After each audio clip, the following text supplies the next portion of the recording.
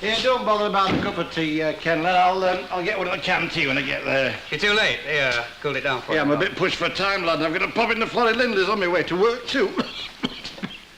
Oh, another one of those things, eh? I don't know.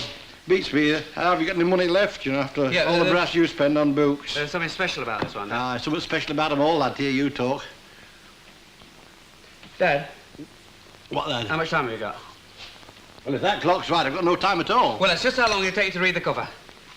Eh? The list of contributors. Kenneth Barlow. Well, that's not you, lad, surely. Well, it says Kenneth Barlow, doesn't it? That's me. Where? Here. Here's a cheque to prove it. Well, I'm blowed. Because you would show me this, wouldn't you, when I've got no time to spare? Here. I say, can I take you with me and have a look at it? Well, I haven't read the article myself yet. Not in print, anyway. Hey, I say, an article, eh? An half-a-crown book. Well, now, look, don't go lending it to anybody, will you? I want to have a look at that when I get home. Don't you worry, Dad. It'll be here when you get back. Better be. By gum, lad, I wish your mother could see that. She'd be proud of you. Ta-ra, lad. Bye-bye.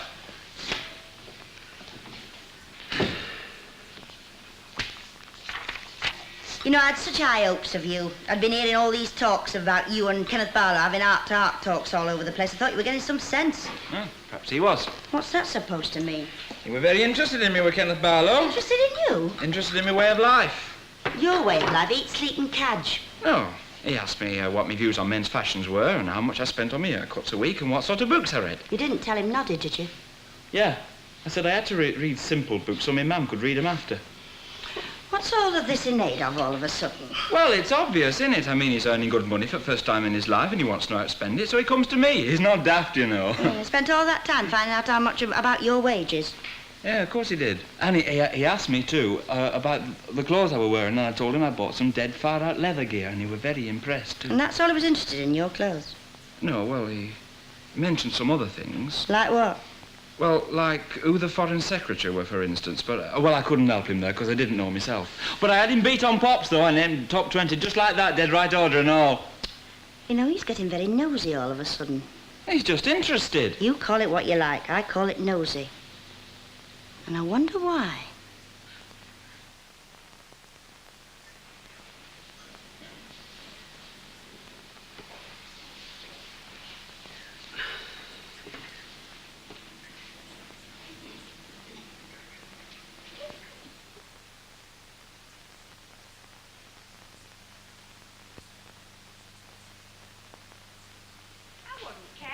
But she went right through that shopping spell at Christmas and New Year without any trouble at all. Then blow me if she doesn't go and get flooded out yesterday. Our houses are very peculiar. It's not the houses, it's the folk in them. But what are you going on about? You were frozen out and all. Ah, no, but I did get mine thawed out proper. Hey, I'll be one and a penny. I told you what would happen if you got an amateur in to do the job. Just fancy getting Dennis Tanner in to thaw you out. Are you dried out now? Well, more or less. The carpets are still very soggy. Soggy?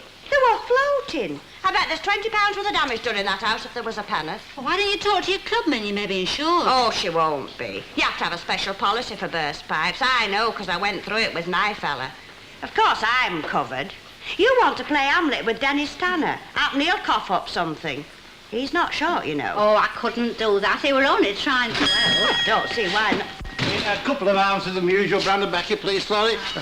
Oh, I'm sorry to barge in like this, ladies, but I'm a bit pushed for time, as a matter of I fact. thought with all this go-slow business, you'll have to stop rushing. It's not as easy as all that, you know. It's always the same. Whenever you know it, something always happens to hold you up.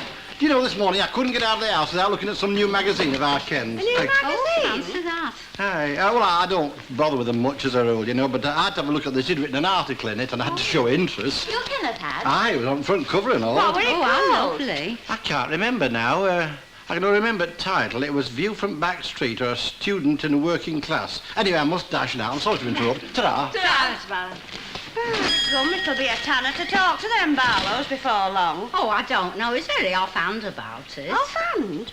He'd have bust if he hadn't told us. You heard him say he were late, but it didn't stop him from hanging back to tell us all about it. Oh, I expect he's proud of the lad. I know I would be if he were one of mine. So would I. It's not every day you have an article published in a magazine. Oh, I don't know. It's no different from writing a letter when all's said and done. Oh, yes, it is, Martha. It's more like composition. I were very good at composition when I were at school. We had to do one on the Coronation, and the teacher made me come and stand out in front of the class and read it out aloud. Whose coronation? George V. Oh. What did you know about that? You wasn't invited, was you? No. But what I didn't know, I made up. I were very good at making things up. Sounds as if you were very good at embroidery and all. Yes, I was, as a matter of And fact. putting into other people's conversation. All I was going to say is, I've got nothing against the boy. I think he's a very nice lad. A very nice lad indeed. You may not believe this, but a couple of weeks ago I was coming home from town one Saturday morning from shopping, and he got on my bus. He sat next to me and he paid me fare. Always a good lad like that. We had a very interesting conversation. He was sympathising with me for the way I had to manage. Very interested in me were Kenneth Barlow. Very interested indeed. Hello. If you're looking for your key, love, your door's open. Oh, no, love, have you got a pencil on you? Aye, foot rule, pencil, screwdriver. Oh, out you go on, I'll settle for the pencil. I've got one here, then, here. Ta. Flipping gas men. What's up then, love? I have called 3 times for the purpose of emptying your gas meter. Will you please let us know when it be convenient for us to call again? I know, I feel like putting 2 o'clock Sunday afternoon. Oh, live and let live, love. I suppose it's not his fault. Hey, listen, do you know anything about Kenneth Barlow? Oh, we have our ups and downs, you know. Yeah, I know, but has he been tapping you? What, with his money? No, love, I mean, has he been tapping you about your private life, you know? I don't even know about it myself, fellow, then. It ain't marvellous, eh? Some people have all the luck. Oh, I suppose you can say that. Do you know what happened? The boiler blew up in Bessie Street. They sent the whole flipping lot home. Teachers, kids, the lot. Dinner time and all.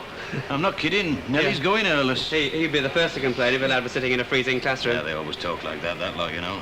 Still, I wouldn't mind 3 weeks off myself, you know. 3 weeks? Ah, you've got, haven't you got Eric Bradley doing the job? Yeah. Oh, little beastie before he's finished, you know. And when he has finished, you'll have ice water running through your pipes, you know. Well, thanks very much. Ah, I'm not kidding. It's all right. You laughing. Give me a pencil. Oh. Ta. Ta-da, Will. He's got a character, Yeah. hasn't he? So you're pretty intelligent, though, which is something you can't say for everybody. Yeah. Kenneth. Yeah? Cyril. It's quite right, true, an Ina. article It's in one a of them magazine. I Sure, I told always you. said Pair of it. you. Now, let's get this straight. You know, we've babbled since you come in. You, what's he supposed to have done? Well, we've been telling you, Ina, he's written an article in a magazine. Right, what about? The student working in the class. I expect it's all about teaching. Very techers like it. We're called the student and the working class. I remember it distinctly. Oh, well, that's not what I heard. Well, you heard it wrong then. It's what I say, Ina. It was called the student and the working class. Well, Oh, I suppose it could have been. right, back to you. What's it about? Oh, I don't know. Nobody's read it yet. I see. And what's this magazine called? Oh, Mr. Barlow didn't say. It did say it's a new one, though. So that's it. Kenneth Barlow's written Nobody Knows What in a magazine nobody knows the name of. That's a fine story to come home with, isn't it? Well, we just thought you'd like to know. Yes, we thought you'd be interested. Interested? I suppose you think it's interested those blooming cats of yours who wave a bottle of milk in front of their noses. The student and the working class, eh? Hey, what was that you were talking about coming home on the bus with him? Oh, you mean when he paid me fare? Oh, I trust you to remember that. Did he say what else that you remember? Oh, yes, I remember every word of the conversation. He were talking about that, their fallout. That what? Oh, don't set her off again. You know, that their radio... Radioactivity? Ah, that's right, radioactivity. Of course, I told him I didn't care about it one way or t'other. After all, it's got naught to do with us, has it? Mind you, you're very ignorant on some things. I mean, he knew naught about pub prices. Well, you'd have thought a young fella like that would have had some idea, especially as they're always bringing out new drinks in pubs. Still, it were very flattering to be asked. Very flattering indeed. The new prosperity has not opened new horizons. The people in my street are still bound by their immediate needs. For them, a glass of milk stout in the snug is more important than the level of radioactive fallout. A greyhound evokes more sympathetic attention than the arrival of workless immigrants. Agree? Oh, aye, it's true enough. But it's just like saying the silly beggars round here can't swim the channel. No, that's not the point. Oh, but it is. It's blaming them for something that they shouldn't rightly be blamed for. No, I don't blame them. I blame a society that doesn't give a damn for real values. Yes, well, that's what I'm getting at. Don't you see that everybody in the world can't go through life feeling like that? You must understand, Kenneth, that these people have had it rough in the past, and now because things are better, you can't blame them for making the most of it. Not them. I blame the whole rotten damn you Jack society. Look, if there's a nuclear war, these are the first people to be wiped off the map. And yet, if you organise a protest march, they're the first people to laugh at you. These marches aren't just for long-haired intellectuals, you know. They're for everybody. Yeah, like the one from Jarrow. What? Has your dad read this? Not yet, but he will. Is he coming home to his dinner? Yeah. Are you going to light a fire for him? Yeah. Well, then if I were you, Kenneth, I should light it with that.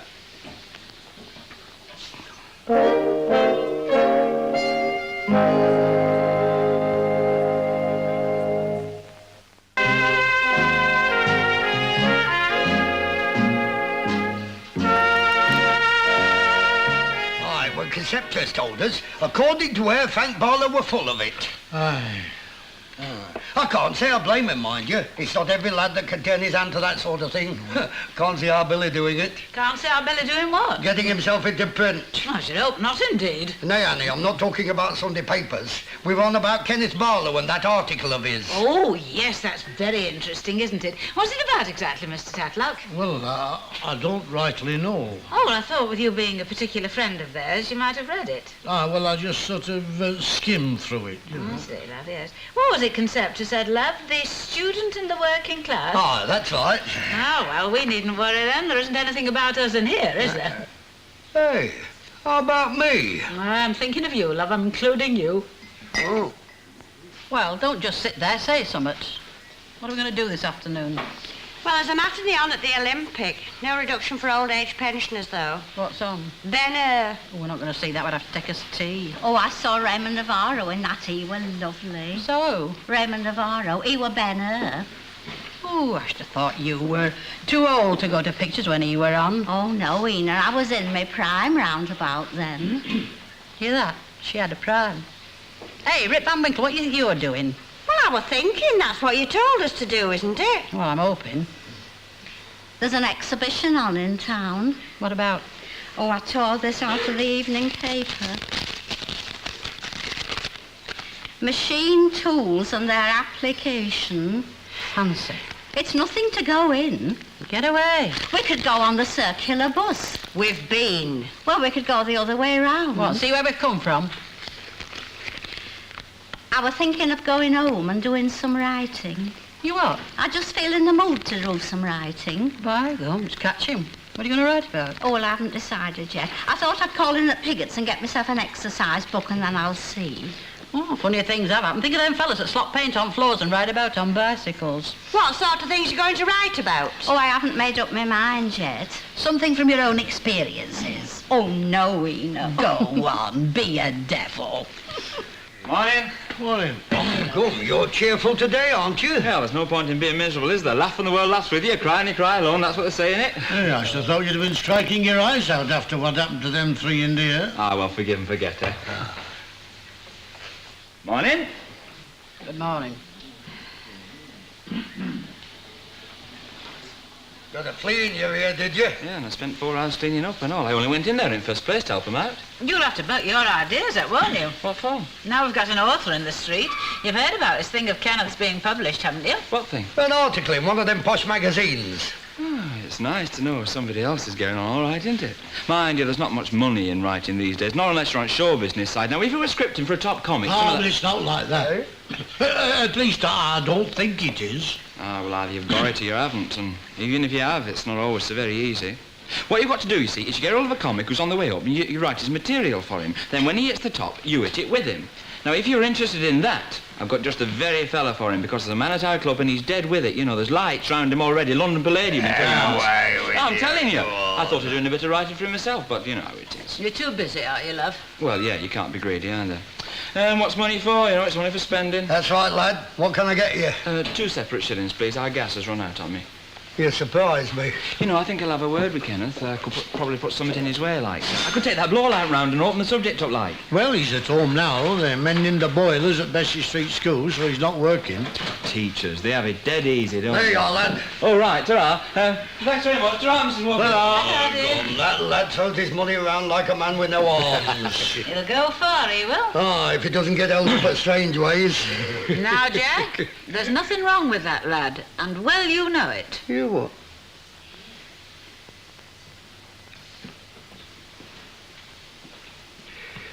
Perhaps I shouldn't have looked at her like that. No, but if you don't mind me saying so, Jack, she's getting over it all right. And she's looking a heck of a sight better for it and all. Not before time either. We've had a pretty rough passage round here during the past 2 months, I can tell you. Thank heavens for a bit of peace and quiet. Aye.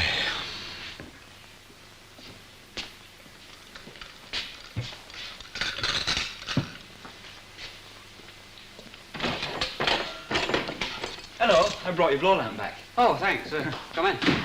I hope you don't mind, but I've used all stuff in it. No, that's all right. We got plenty. Did it do the job all right? Well, yeah, sort of, you know. I hear you've been doing a bit of writing then. Yeah, a bit. Oh, all right, Ed. Did they pay you? Yes, it is. As a matter of fact, I got 25 guineas. 25 guineas. Oh, not bad, eh? Have you ever thought of doing any comedy stuff? You know, gags and sketches and things like that? No, I haven't, no. Oh, I see. Well, if you had, I could probably put a few tips in your way, you know. And I could have got one of our fellows at the club to try it out for you if they wanted. Yeah, well, not quite my line, you know. Oh, I only wondered. Is that it? Yeah. Can I have a read? That was all. Ta. Kenneth Barlow, eh? Big stuff, eh? Page 14. Oh, ta. Oh, yeah, I see.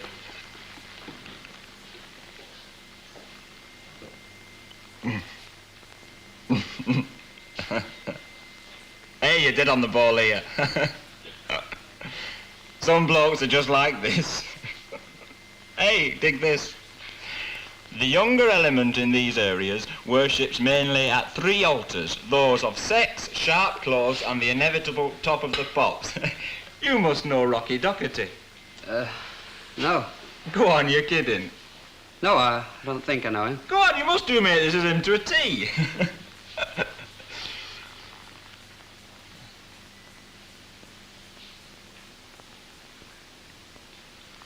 Yeah, I see what you mean. Yeah.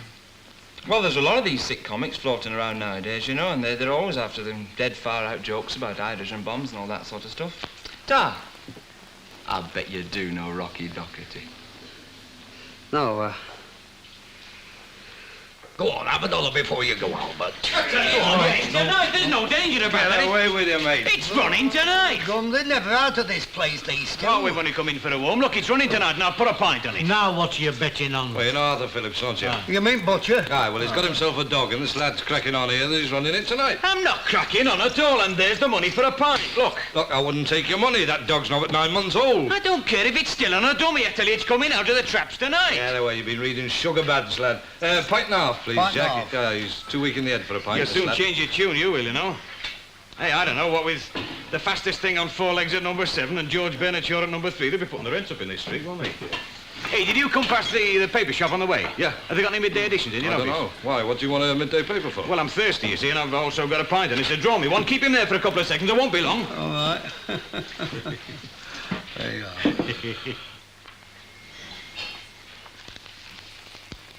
oh, I'll just sit here. Hot pie and chips. yes, smashing, lad. By God, this is better than the canteen, this is. You know what, Ken? Your boiler can go bust any time it likes. Here, watch it. We're supposed to teach those kids something every now and then. Hey, I say, Ken, how come that you write that article? I mean, how did they pick on you, lad? Oh, it's through the university. The editor wanted a group of articles on what young people thought of Great Britain. You know, university types. And when they asked our university, MacDonald suggested me. Oh, him. He's the one who you was always on about. Oh, we're never very friendly. Perhaps he thought I was going to make a mess of it. Well, it can't have been all that bad, can it, lad? Otherwise they wouldn't have printed it, would they? No. By God, that's a bit hot, lad. Whew. I tell you what, here, can I have a look at your article while I'm letting this cool off a bit? Yeah, you like? Ta.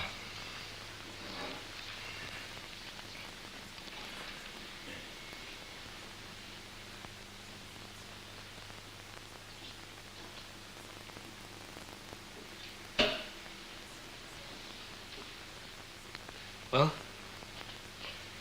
Aye. Aye. All right. But not what you expected. Well, I don't know what I did expect, lad. Go on, say it.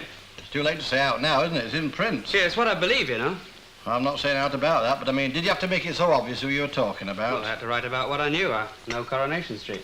Well, I'm not saying out about that, lad, but publishing be damned, I suppose, but...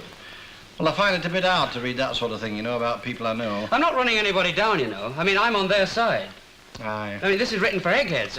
No one round here will read it. There won't be a copy on sale for miles. No.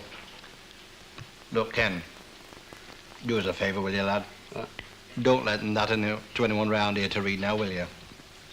No. No, I won't. You know, if you drink your beer and go home, I could shut up.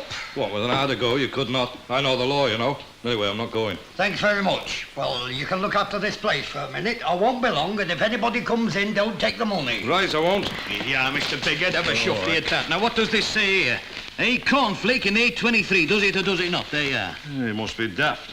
Ah, well, that's not what we were betting about, is it? I don't remember making a bet about that. Eh? Oh, you can afford it anyway. Hey, must be daft. Look at the opposition he's got there, mate. Yeah. Hey, hang on a sec. Hey, get a load of this. What? Kenneth Barlow, 25-year-old local schoolmaster of Coronation Street, struck out at his neighbours in a scathing 2,000-word attack in the new left-wing magazine Survival. Today, writing in the 4th issue, Mr. Barlow is a Bachelor of Arts and lives at number 3 Coronation Hey, let's Street. get jacking, eh? Hey, no. Let's keep out of this, mate. You don't need to push news like this. It'll be in all the evening editions as well, you know. By gum, so it will. Well, Ken survived his literary debut, just, but his frustration with life and his fellow residents were to resurface again and again over the years. Coming up after the break, his increasing dissatisfaction drives his first wife, Val, to make a move she never dreamt she'd contemplate. And neither, I'm sure, did he.